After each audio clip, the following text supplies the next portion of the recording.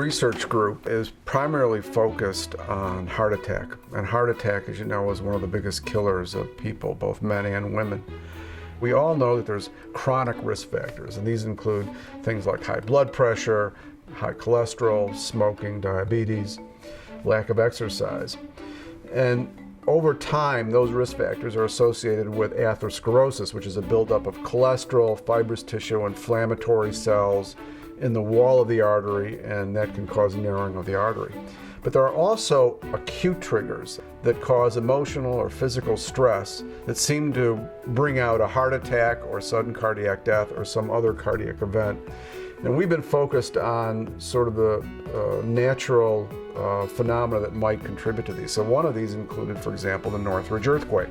Northridge earthquake occurred at 4:30 in the morning on January 17, 1994, and we did a series of studies showing that there was actually an increase in sudden cardiac death, an increase in hospitalizations for heart attack, and an increase in overall cardiovascular death associated with that Northridge earthquake. And that occurred within a couple of hours of the quake.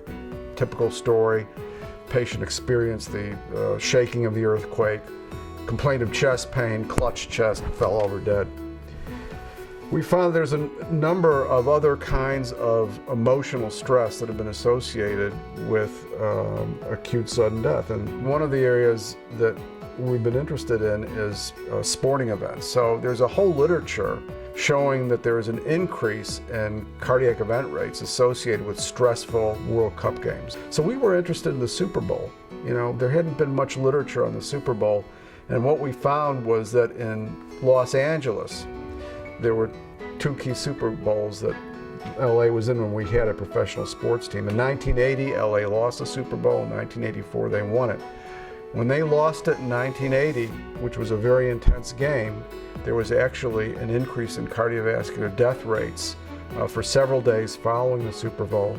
And then several years later, when LA won the Super Bowl, about the same time of year, there was actually a decline in cardiac deaths.